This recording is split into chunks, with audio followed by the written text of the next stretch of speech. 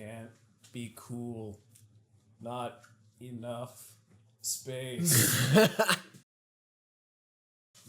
Hello, interwebs, and welcome to Closeup. I'm your host, Joe. And I'm Justin. You watch the internet and see this old video? That's... that was a serious issue. That was... Bullying is bad. Hello, interwebs, again. Let's try this again. I'm your host, Joe. And I'm Justin. And we're talking about the Darth Maul show. Sorry for the, That's not what it's called. Maul, Shadow Lord. That's it. I'm gonna leave that first joke in just for the visual people. It went on too long for audio listeners. Yeah, so full spoilers for the new animated Star Wars show that just finished on the day we're recording this, May the 4th. So, May the 4th be with you. Stellar animation and voice performances enliven a slow burn foray into the dark side of Star Wars' universe. Full spoilers for the Maul show, by the way. So what was your expectation level coming into this? Pretty much nothing, because I didn't know it was coming out. And well, I mean, I guess I had a little bit, because Star Wars animation's been pretty quality for a while, but I didn't actually go in expecting that much, because I just didn't even hear about it coming out, so... Yep, and I was looking forward to a Dave Filoni Star Wars animation. They've never outright disappointed me before. A lot of times they range from passable to really, really good. It's been a long time in Star Wars animation since we've gotten a truly terrible or truly great installment, but I was expecting at least a solid level of quality here in the animation, in the story, in the voice acting, and I think we did get that. Let's get into our close-up and break it down a little bit more. Now, do you want to hear some of my complaints first, or do you want to talk about some of the nice stuff? Let's talk about the nice stuff, because I don't know what your complaints are going to be. My complaints are... No. They're petty. I will say they are petty. Don't spoil them, Joe. Tease. You gotta tease there. Alright, so if we're talking about the nice stuff, I gotta say all the technical aspects highlighted the show by far for me. Stunning visually and auditorily. Just everything about the animation and the voice acting and the music and the sound effects. The way this show is put together is just a feast for the senses.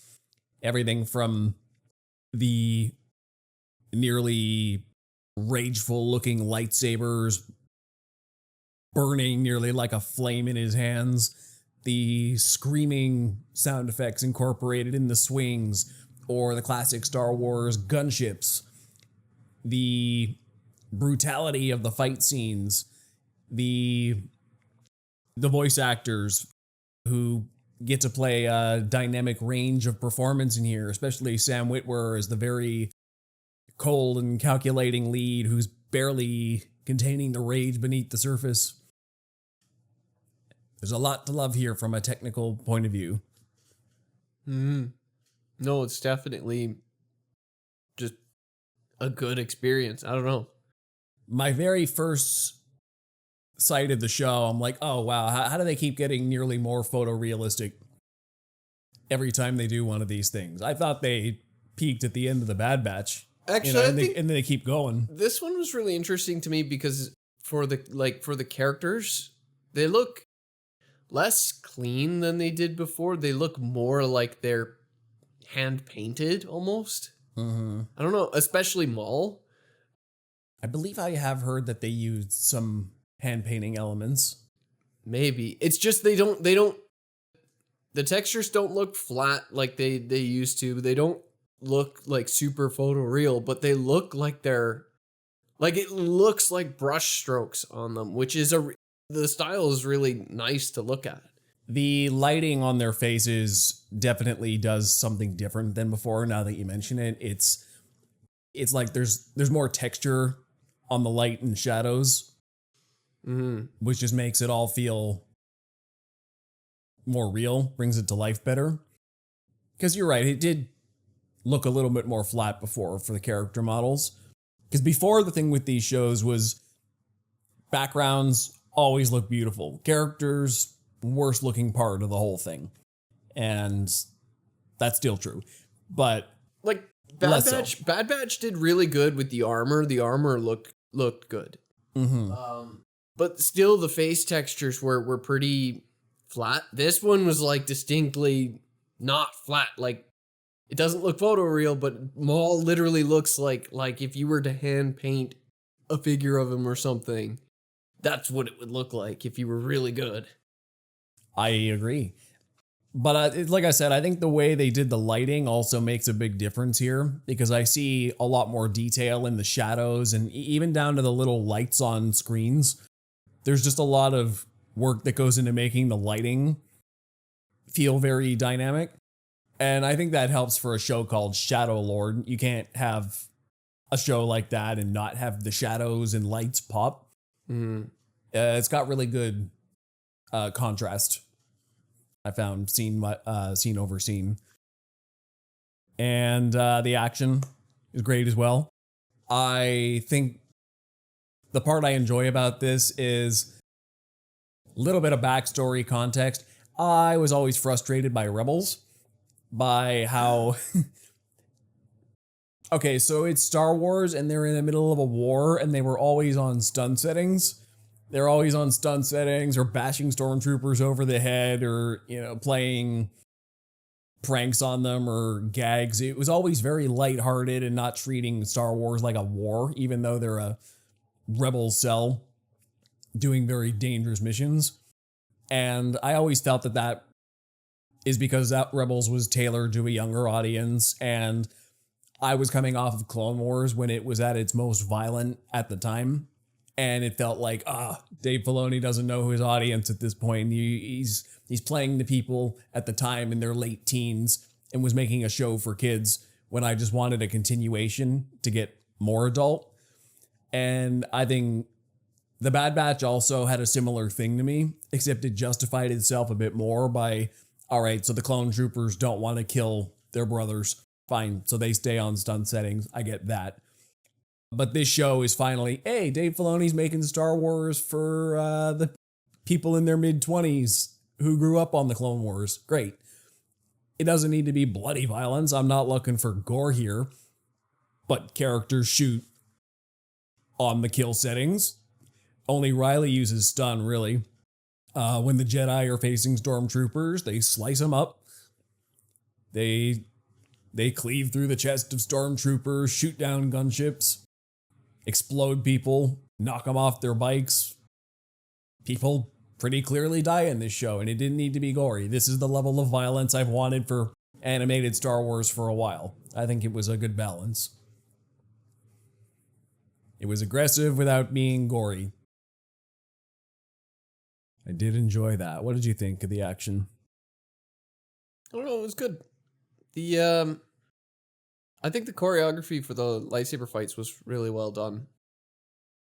Yep. Not like as impressive as some stuff that's come before, but for the amount that was in the show, it all looked really good. And I like the effects that they did on the lightsabers to make them look a little bit different. They always kind of do that. Each series they do is a little bit different looking. I found the choreography 50-50 because there were some times when I was watching it where I think about the last 2 episodes in particular because they're fresh in my mind, and there's a lot happening on screen at once. So sometimes it looked like they slowed certain segments down, and when they slowed them down, it's like the characters had more weight, or maybe they added more weight, which made it feel slower, as opposed to other times where the characters feel weightless, they're jumping around, just going crazy. And it's when things slowed down a little bit more that I felt the impact.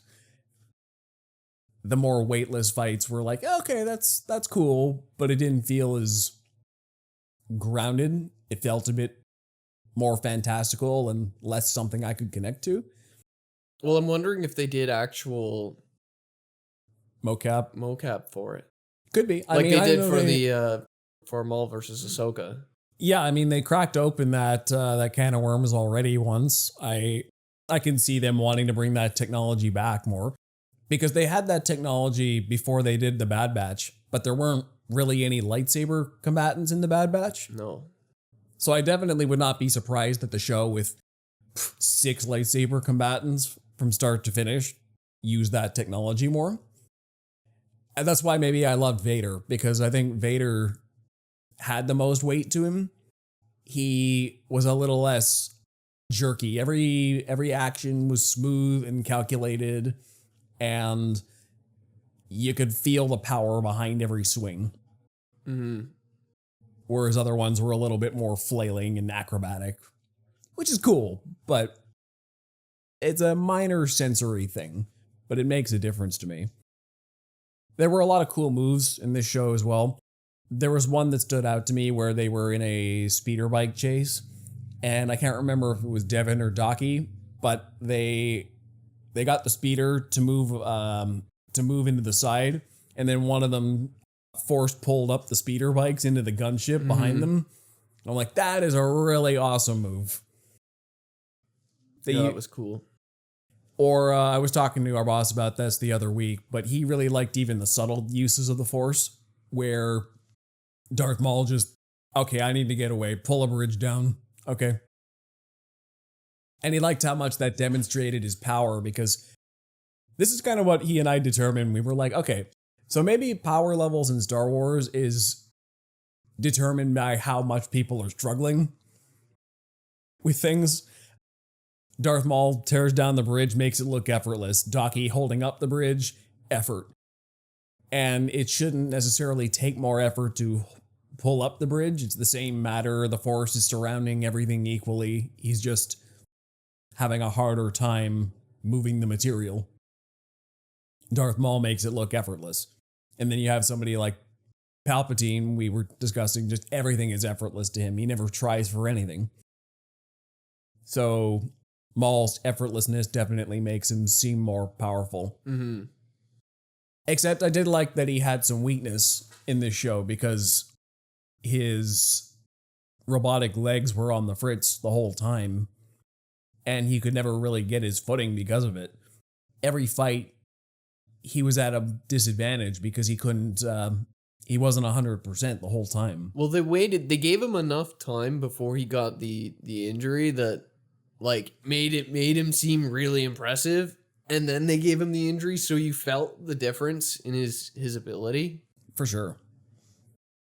And there were a lot of times where you could tell he wasn't even trying. Like when he fought Devin the first time, okay, we're not even really trying here. But when he fights Vader, he's giving it pretty much his all and still losing. Mm-hmm. With the Inquisitors, it's like, okay, well, these guys were not necessarily equal level to him, but most of the time it was 2-on-1, or he was distracted with something else, or like you could tell if it was 1-on-1, he'd probably be beating these guys.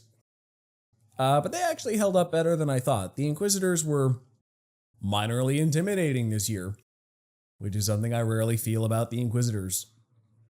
The Inquisitors are only scary when they're against people of lesser power, or in this case, when they gang up. Mm-hmm. When it was just the one, I'm like, okay, really? Marok, whatever. Okay. Oh, a second one. Now it's going to get interesting. And then they gang up on Maul. Also, for technical stuff, I like the music. The music is melodramatic, it's sinister, and just all around awesome.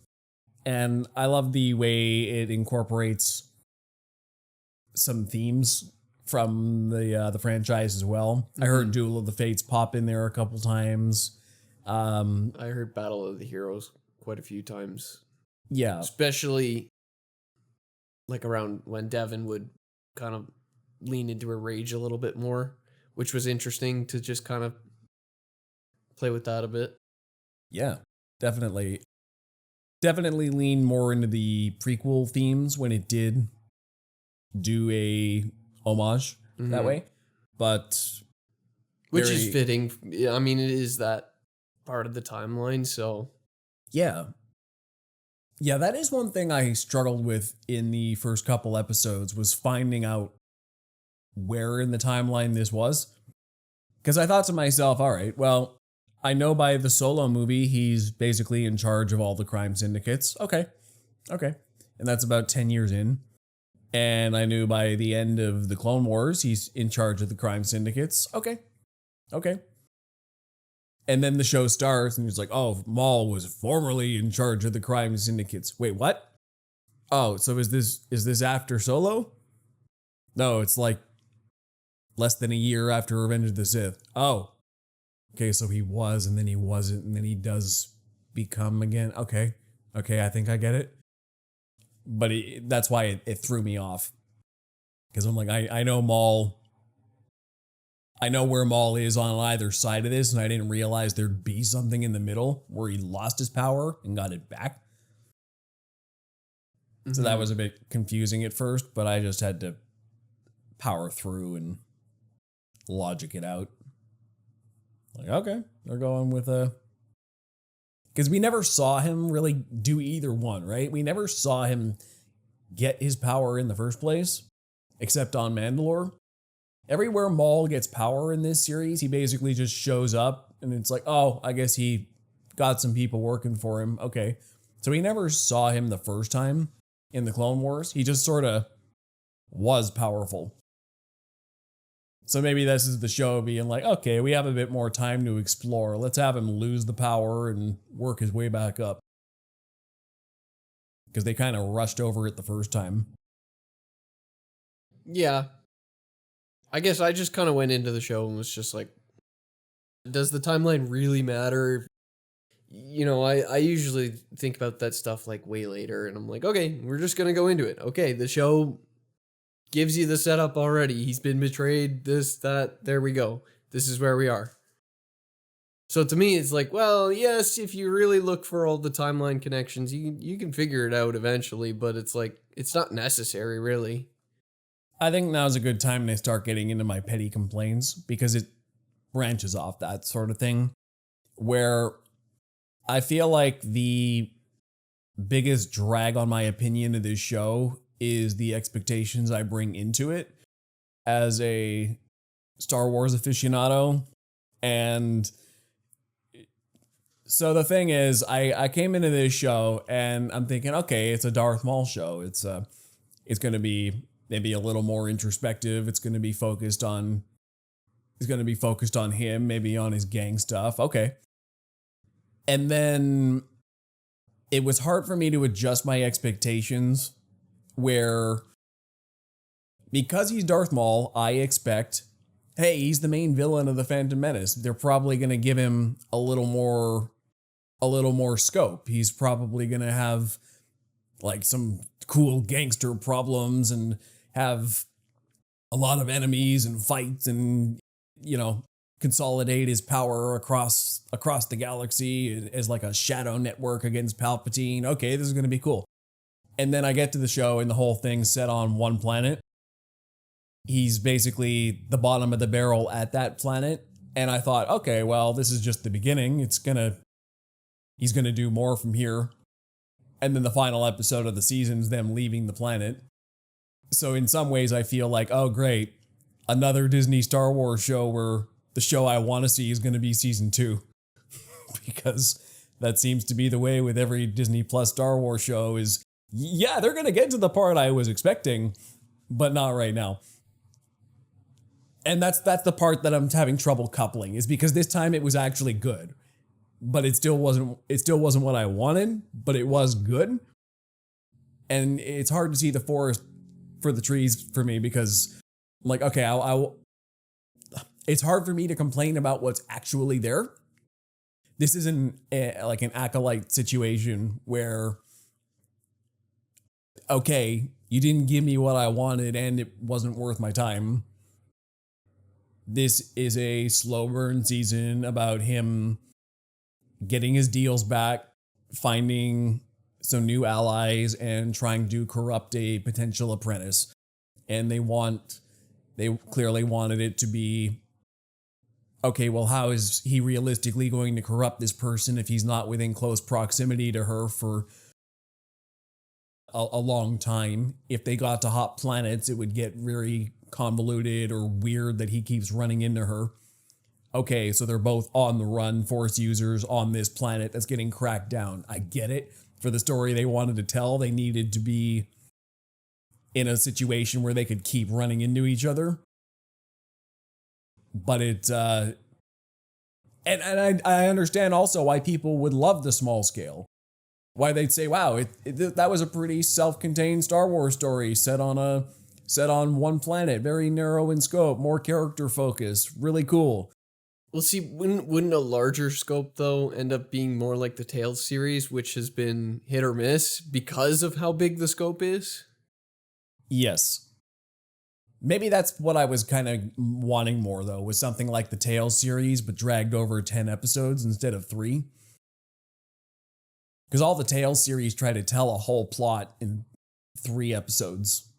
3 20-minute episodes. This gave us a deeper dive, but kept it focused. So it ends up feeling more like the beginning of a story than... Well, I think it is. I mean, No, the story doesn't feel like it's actually about Maul. It's going... I feel like they're introducing Devin as like a new Ahsoka, basically. Another character we're going to follow. Because Ahsoka's been... We've narrowed her down in so many spots in the timeline that there's not much wiggle room left. We've seen everything from her freaking birth in Tales of the Jedi. Basically, yes. And I could feel with Devin that Dave Filoni was grinding his teeth like, I want to use Ahsoka again, but I can't. But I can't. So I'll do not Ahsoka. Not Ahsoka. She'll be a Twi'lek. That's close enough. Be a Twi'lek, not a Togrutan. Is that? I think it's close. Something like that. Yeah. So that's what Dave Filoni was thinking. And yeah, Sam Witwer will lead it so that we have somebody we know already. Maul can get an audience in for a show, right? And then I'll make my Ahsoka 2.0, who's going to get corrupted and go to the dark side. Cool. See, some of the issue, I think, is that you go in with so many expectations of what the show is going to be. Like, yeah, that's what I'm saying. It's hard for me to... If I'm judging the show for what it is, it's perfectly good. But all my expectations going in made it hard for me to enjoy what we did get. See, like, you and Ryan used to be so... Like, you guys are so involved in like, the nitty-gritty online stuff that it's like, okay, you know pretty much what you're getting into entirely when you first watch the show. Where yeah, I don't watch trailers. I don't watch all like, I'm not looking for the information. I just go into the show and enjoy the show, right? And the same thing was with The Mandalorian, right? Mm-hmm. Where you guys had your issues with season 3, and a lot of it was just, it wasn't what you expected. Yeah. Yeah, and that one, it was like, okay, so Bo-Katan's taking center stage when we wanted a little more Din Djarin as the lead. And that's like, it's not... You could say that is a criticism for season 3, but it doesn't make the stories they told bad. It just doesn't... No. It's just not what we expected to see. But see, I just went into it and see what we got. Yep, and...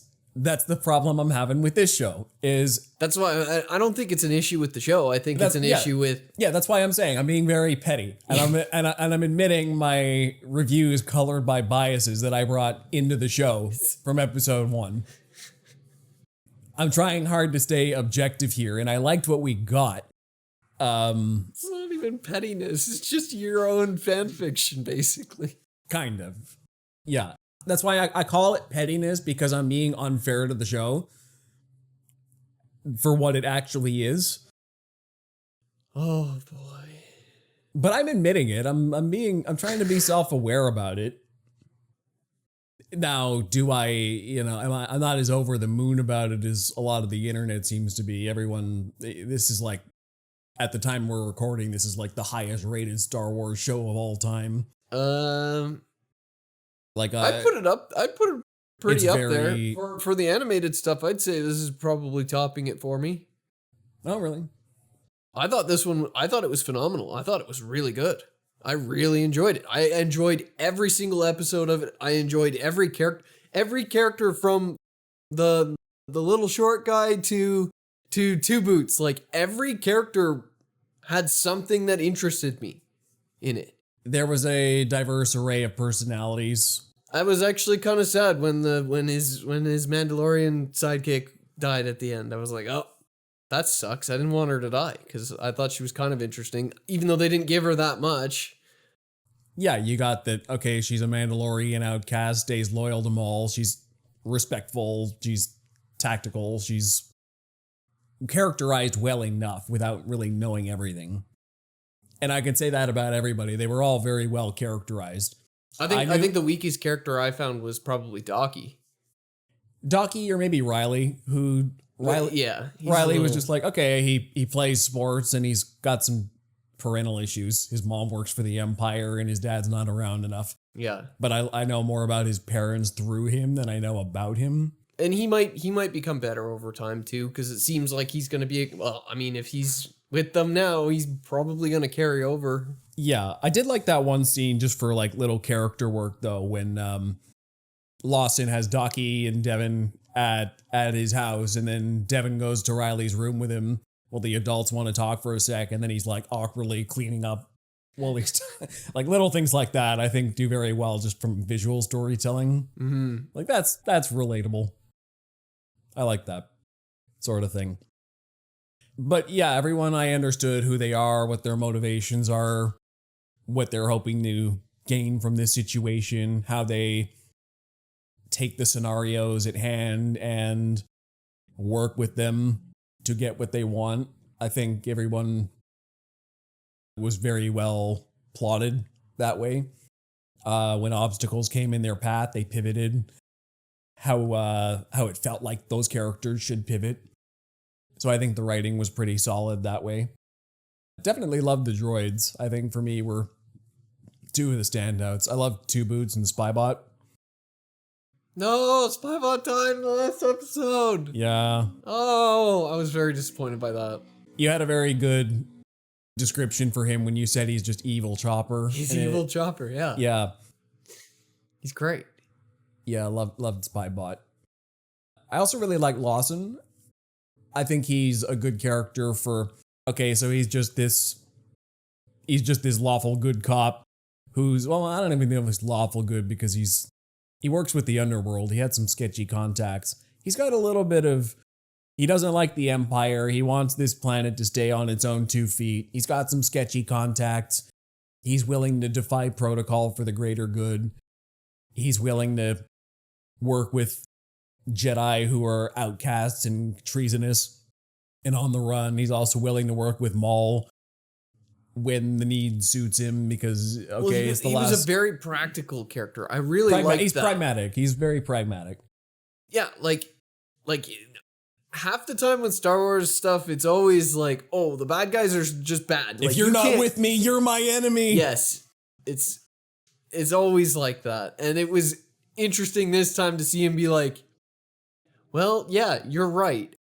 We are our only chance to work together and get off of here. But he still kind of has his back up against, like, about it a little bit. He's like, just be prepared in case he turns on us.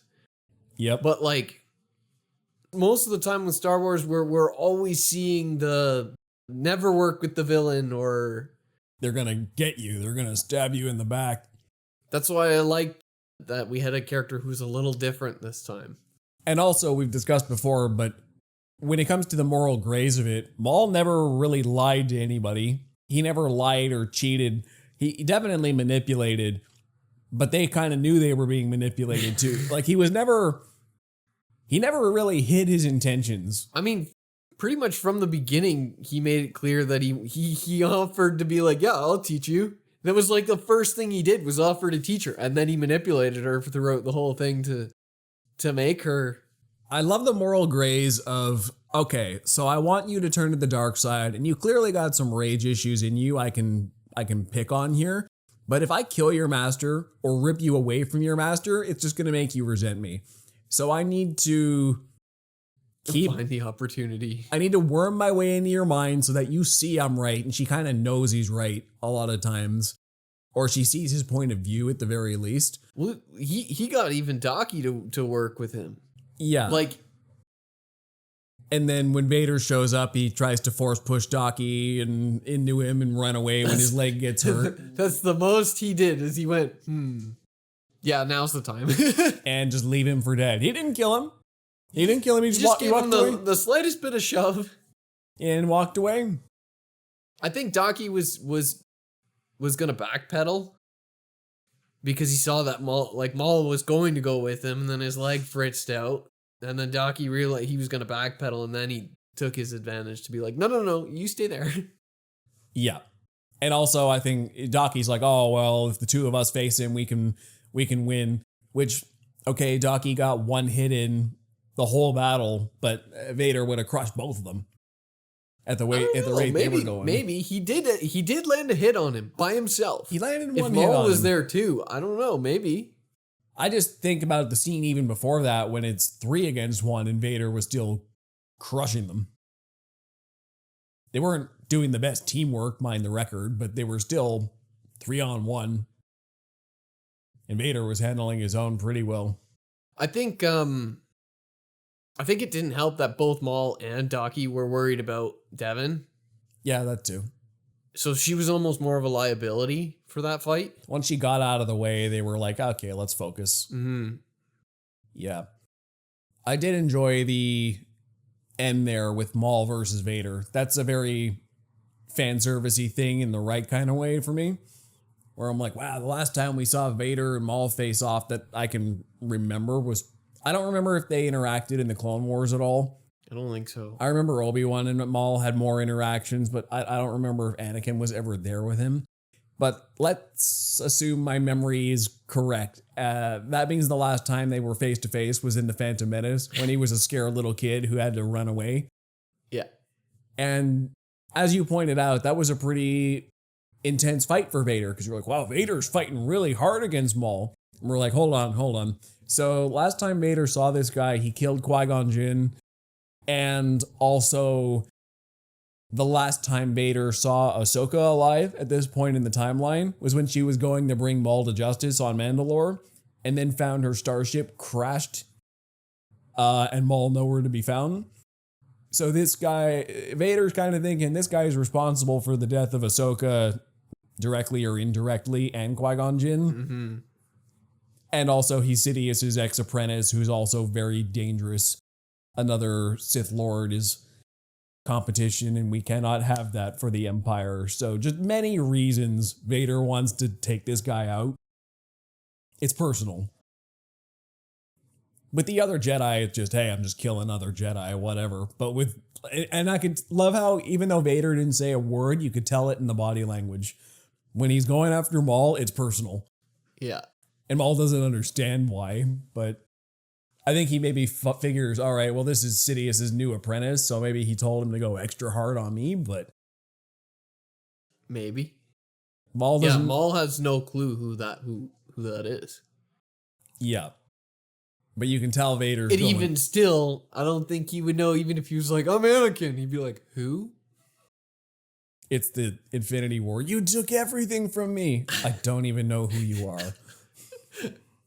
Yeah, I think there was a decent amount of things going on here. There's, like, Maul's trying to build his criminal syndicate back up. He's trying to manipulate Devin. He also goes on his own spirit quest to remind himself how much he hates the Empire and the Emperor in particular. I love the bit where he throws aside the reflection of himself as a child because he thinks he's weak and hates him for giving in to the Emperor back then and leading him on this path. And then breaking down crying when he's got some self-acceptance. Like, oh, it wasn't your fault, kid. He was going to force his will on you either way. That was pretty interesting. Seeing a Sith Lord breaking down crying. They're very emotional people. Anakin cries too, I guess. I think that's the point of being a Sith Lord, is you're emotional. Yeah. There's a lot under the surface for them. And I like how he tries to hold it together. He's that calm tactician exterior, hides a lot of rage. And sometimes he loses control, but he's always barely got a lid on it. He's got a lot of grand plans. Speaking of grand plans, I think that's the biggest thing holding the show back, is that we've already seen where Maul goes. We know where. Yes. We know one. We've watched both of these Inquisitors die. I mean, obviously, we know everything about what Vader does later, and we know where Maul goes after this and dies. That kind of puts a little bit of a draw on it. Like, the only elements in the final episode, okay, there's a whole bunch of lightsabers being swung around here, and I'm like, okay, I know you're not going to die. I know you're not going to die. You're not going to die. You're not going to die. And the two Jedi, well, the apprentice probably isn't going to die, and the master was most likely to die. So it was... See, honestly, the most shocking part about the Master is that he made it to episode 10. Yeah. I thought he was toast in like episode 3. You mean when he got kicked and he was like in the alley, like, I'm like, oh, I thought he was going to be dead right there. Yeah. See, the show was very good at subverting my expectations about him. Like, oh, he's going to bite it very quick. And then he made it right to the end.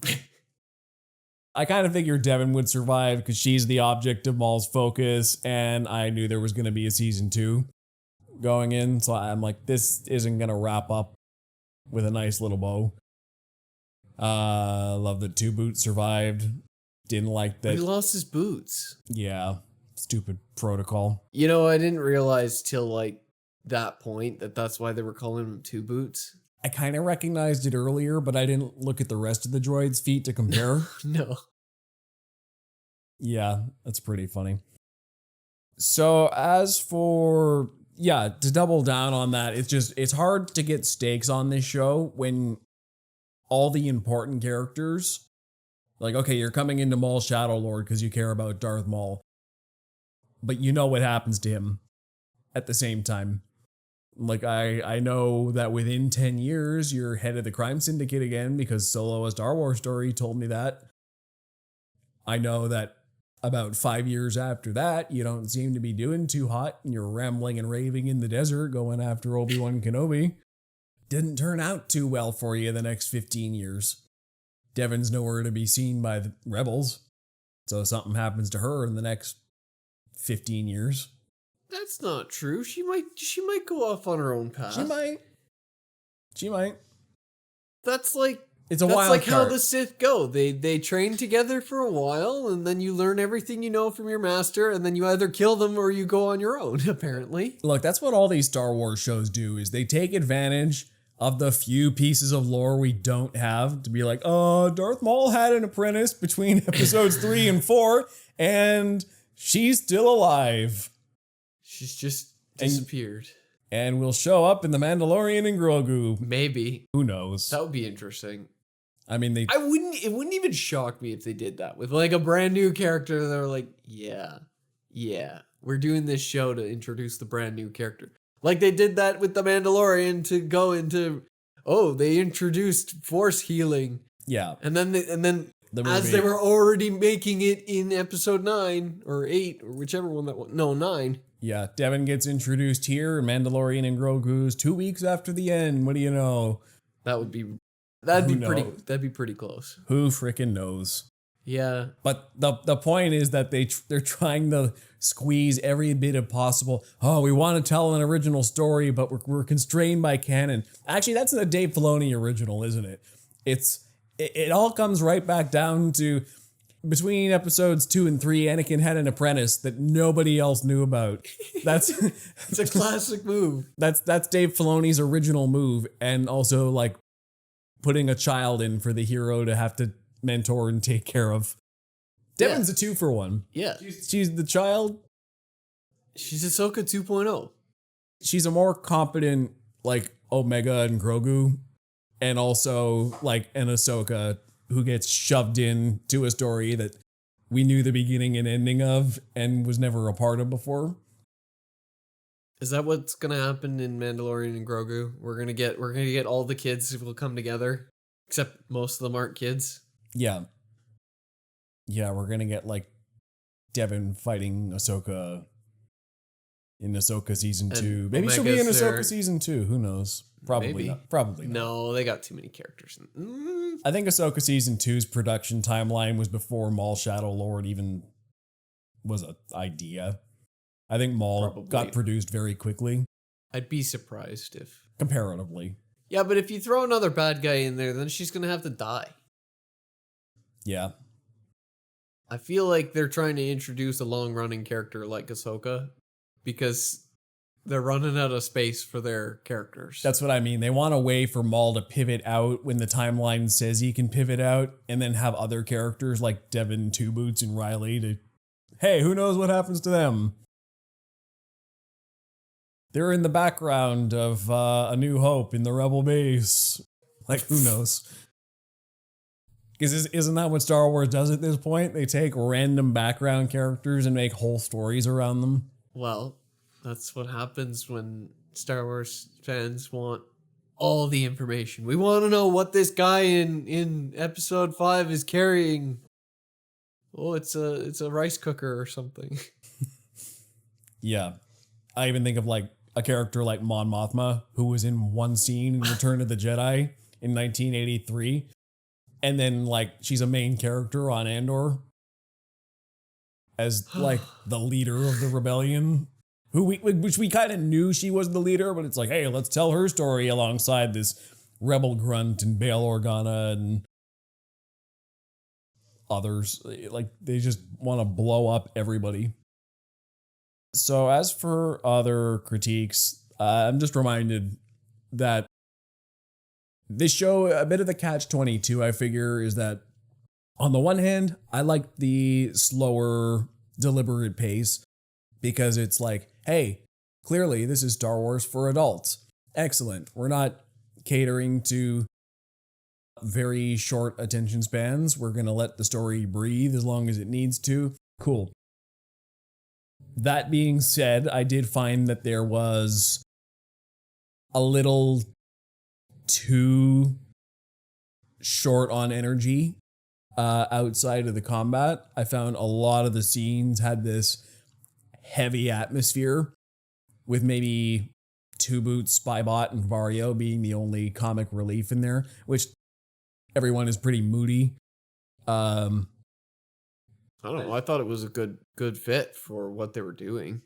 Yeah, I think so too. It just as a entertainment package, I just found a lot of it heavy for me, and maybe that's once again my mood being brought into it, but it's just okay, this like outside of the combat and a little comic relief, the atmosphere's heavy. Well, you've been asking for bad guys in Star Wars, Joe. What do you want? Do you want bad guys or do you want good guys? Bad guys is always going to come with the heavy moody. That's what bad guys are. Yep. We can't do bad guys without having it doom and gloom. That's the whole point. Yep, I understand that as well. You can't have it both ways, Joe. Your ideal Star Wars doesn't the two puzzle pieces don't fit together, I don't think. I don't know about that. I think I just had it's if you logic out what I'm saying, it doesn't necessarily make sense, but it's a subjective feeling that it wasn't ideal entertainment for my sensibilities. It's not that it's bad or wrong. It just didn't resonate with me the way I wanted it to. Okay, I have a question. How did you watch it? Were you watching it 2 episodes at a time? Mostly, yeah. Because I'm wondering if that makes a difference. Because I watched pretty much most of it 1 episode at a time. Yeah, I watched it pretty much as it came out. I think I maybe missed 1 week and had to do like 3 or 4 in a shot one time. But mostly it was in 2 episode batches, which always kept me mostly engaged. See, sometimes I think that shows like this, need to be spaced out a little bit, which is why I'm surprised that they released it the way they did. I think I agree with you there that if it had been spaced out to 10 weeks, the slow burn aspects of it would have felt... I can't even describe why in my own head it would have felt better, but I agree with you. Or they should have at least done, okay, we're going to have a Tuesday release and then a Thursday release, if you really want the episodes to come out that fast. But I think it needed a little time to ruminate on. I needed more time per episode to digest what I'm seeing here. Because anticipated a little bit more. Like, if you think about it, why would they even bother making them 25-minute episodes if they were just going to release them both for you to watch them both at the same time? Why would they even bother? Well, my first instinct is to say they didn't trust in their audience's attention spans and said, we need to get this out faster than drip drop it. See, I don't think so, because each episode was paced really well for a single episode. Every single one of them actually worked as one episode. Well, see, that's what I think it came more from a marketing perspective. I think they made the show to be released weekly, and then somebody said, let's do 2 at a time. And I think that kills it. Because somebody high up didn't trust it would have legs week over week for 10 weeks. Creative choice was, we're going to make them 25 minutes. We're going to have, boom, you ruminate over this. But instead they went, no, let's just get it out quick. Let's throw 2 episodes out a week. So they kind of took the creative choice away. I mean, you could wait, but let's face it, most people just let it go to the next episode. Yeah. But yeah, I think that is like,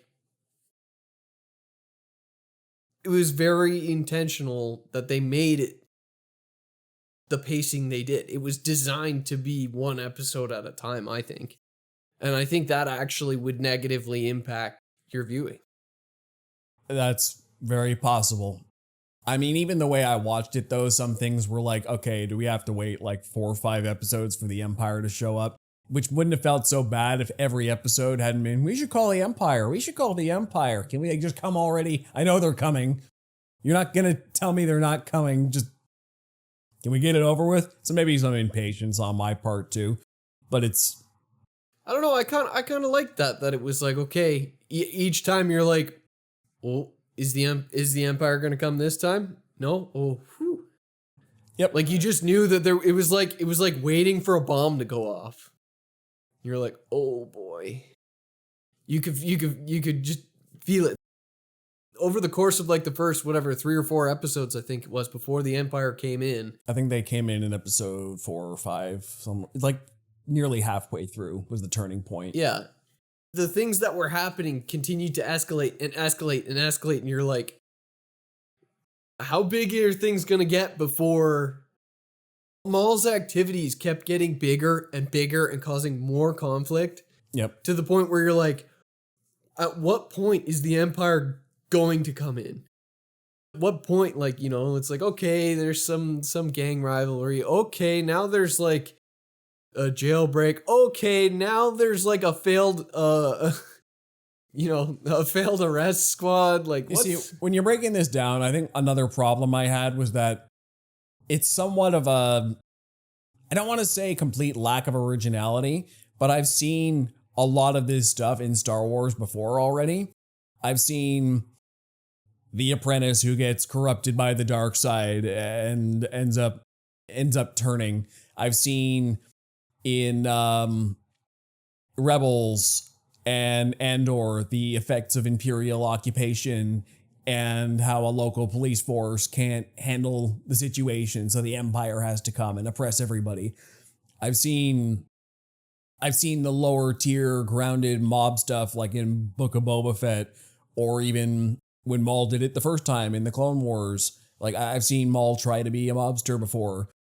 Like, this show is just a better version of not all those things, but a better version of a lot of them in the animated versions, especially.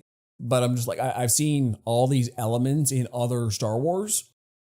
Well, and I think that's why it benefits from the slow burn, because yeah, you've seen these stories, but how quick did these stories go by? How much time did you have to actually think about what Sidious was doing to turn Anakin slowly? Not much, You had right? like an hour and a half, and, Yeah. and most of it was in that movie. Right. So this one, week after week or a couple days in between episodes, I'm thinking about, I'm like, oh wow, he was doing that. Like, you can see the subtleties, and then when you come back to the next episode, you start seeing more of the subtle stuff he's doing. You're like, oh, It's smart. That's super smart. It is smartly written. I just think that slow burnness makes it takes so long for these things to happen that you don't necessarily relate it. Like, I didn't feel like I related it to having seen these things before, where you're pointing it out and I'm like, yeah, I guess so. And it's not just like, oh, this is so unoriginal. I've seen this in like so many other movies. It's like, no, I've seen all this in Star Wars before. Mm-hmm. I don't really care when it comes to taking inspiration from other things, but it's reflective of my problem with Star Wars in the last decade is that it is recycling from other Star Wars instead of outer inspirations. Yeah, This just happens to be a very competent, well-produced version of a lot of it. So that's why I have trouble complaining about it, because I'm like, okay, it's very well done, but it's not surprising to me. It's not like, wow, I've never seen that in Star Wars before. This is very fresh feeling. I just find that most of the time with Star Wars, they're very heavy on explaining the theme and leaning into the theme really hard. Yep. Where this one feels like they're telling a story where these themes are in it, but they're not the focus. Yeah. They're not like leaning on the theme to make their point. Like, it's more emotionally mature for sure. Well, and that's why I feel like, because the themes aren't the entire point, you're more focused on the story, and the themes are slow burning across, that they don't feel so overwhelming like other Star Wars, where you're like, okay, yes, I get it. This is the theme. Red equals bad. Not only is it the theme, but it is also the plot. Right? Yeah. Every other Star Wars, everything else you're talking about, the themes you're talking about are also the plot of those stories. Where this one, the themes are there, but it's not the plot. True. Right? True. So that's why I don't feel like it's overlapping, even though when you say it like that, yeah, it does seem like it's overlapping. But also, to me, it's just I understand overlapping. I understand what you're saying and how it makes it different than those other things. Mm-hmm. So it is still an original take on it. And I also enjoy seeing other elements too. Like, one image that stands out to me was when the Inquisitors are encroaching on them, and you have Devin, Docky, and Maul standing, lightsabers all drawn side by side. I'm like, that's pretty rare for Star Wars to have dark side user and light side and like Sith and Jedi standing side by side against a common enemy. Like, just that, take out whatever dialogue or what else is there, but just that visual, I'm like, that's cool. That's a little different. I really like the one on the train. That was my favorite fight, I think. Yep, the train fight was good. And that was another one where it was, okay, you got dark side, light side teaming up against one. Like, I don't know. I like that. It became a lot when there was like 4 or 5 people involved. There's a lot. But I love the complexities in it. Of okay, so we don't really trust each other, and I can tell he's trying to manipulate me, but also he has a point and we can work together. Well, and they had to a common goal. They almost had to trust each other temporarily to perform the moves they were doing. Because if you don't trust somebody not to stab you in the back right there, you're not going to make the moves you do. Where I think that was something interesting as well, is that Maul was usually the first one to put his back to Devin or Docky. Interesting point. So he was the first one to be like, I have an opening. You could stab me in the back right now, but I'm showing you that I'm trusting you. Yep. Even though I think even if they tried, he'd probably stop him. Like that one time when they Inquisitor whipped a lightsaber at his back and he stopped it. Yeah. He still blocked it. All right. So you're definitely bringing my opinion of this show up. Yes. And what I think, with more time to ruminate on it, I think it will go up in my estimation. I feel how I feel now, but when season 2 comes out, I'm assuming if Close Up is still around to talk about it, which I hope it will be, I feel like I'll retroactively say my feelings have improved. I can easily see that happening. This is one of those ones where I'm like, yeah, I feel okay about it now, but talk to me again later, and I think I'll speak more highly. Yeah, I'm having a hard time narrowing down what I'm gonna rank this one, just because it's still really fresh. Yeah. And I've made mistakes on this show before. Like what did I give Novocaine? I can't remember. Did we talk about Novocaine on the show? Yes, we did. We did? Yeah. I think I gave it like a mid-tier I think you or gave a it a thumbs mid-tier up. But, yeah. And then like months later, and I'm like, oh man, that was like one of the best movies I saw that year. I've definitely made mistakes, and you can tell me what they are in the comments. I have like 200 episodes worth, like 170 episodes worth of mistakes.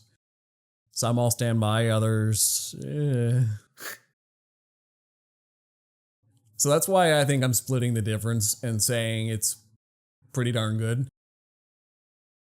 Because I feel like to a lot of people, this one would hit my must-see tier.